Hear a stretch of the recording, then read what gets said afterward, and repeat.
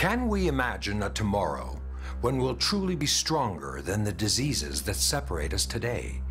When we'll overcome the ravages of fatal threats with simpler procedures that cure the body and enhance the spirit? This day may arrive sooner than we think.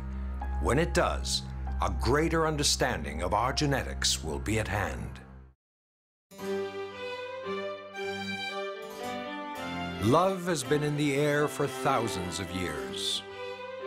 Through centuries of romancing each other, many things have changed. Yet when that fire burns deep in our hearts, we feel it as strongly as ever. Now we're about to see what unfolds when our traditions and love are graced with new innovations. Almost all of this research is conducted by reputable institutions. But there are concerns. The science could fall into the wrong hands, where there would be no discussion of ethics or care for how we alter the design of humanity. Underground experiments could create something we're not expecting. Although still the domain of science fiction, a distorted form of humanity is not impossible, especially today, where scientific advancement is shared throughout a much smaller world. The beauty of this world could one day be nothing more than a memory. We are crossing a threshold beyond which life may no longer resemble what we have taken for granted. We may be causing the extinction of all life on Earth. Although promised in wedding vows, monogamy has always been under pressure. But sexual technology can provide some couples with a means of staying together, even when they're away from each other.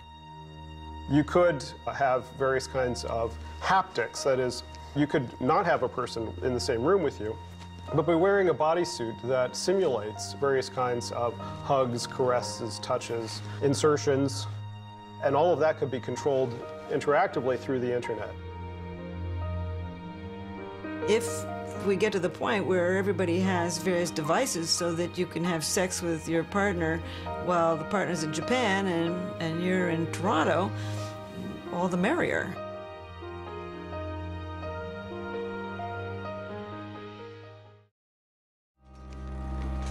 In our remarkable future, more lives will be saved with new procedures that will undoubtedly challenge our perceptions of what it means to be human.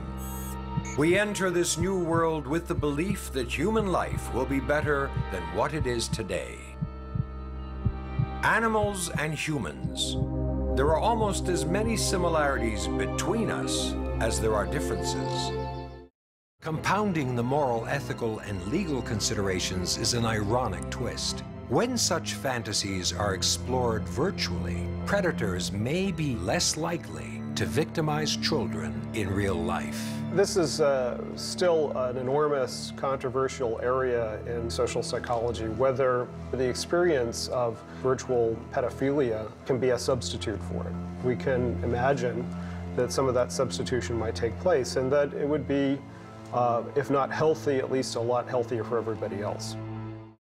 Before Dolly, the thought of cloning an entire human was pure speculation, although we all heard the false reports. The Raelians, a group of religious fanatics, did announce the cloning of a human, yet had no proof. Human cloning is unlikely to involve the creation of physical copies of us. Even if we could, few realize cloned people would not have identical personalities. Human cloning is more likely to involve only parts of ourselves, to design humans with physical characteristics we select. As we take new steps on our evolutionary path, we'll find life moving at unimagined speeds. We'll be able to overcome the seemingly impossible when we bring technology inside the body. We'll enhance our abilities as we enter an era where human and machine will become one. In a mere 5 decades, computer intelligence has grown well beyond our own. Although it is a tool of our creation, the computer has helped us improve its capacity while we remain pretty well the same. As humans, we're limited in what we can do. The way we communicate is absolutely pathetic when you compare it to how technology communicates. It's not just a matter of communication, but also one of control. All while the rate of change continues to increase dramatically. Gary Smith is summoned to a meeting with key members of the powerful Soviet Sports Federation. It's a tradition for the embassy to send over the highlight film from the Stanley Cup Finals. But this year, it's an invitation to talk business. We discussed a series of friendly matches between Canada's NHL players and the USSR. Just a few friendly matches. It's the opening Canadian hockey officials have been waiting for. Later, when they saw Bobby Hull skate, they thought the film had been sped up. It takes 3 months to work out the details, but the Summit Series is launched.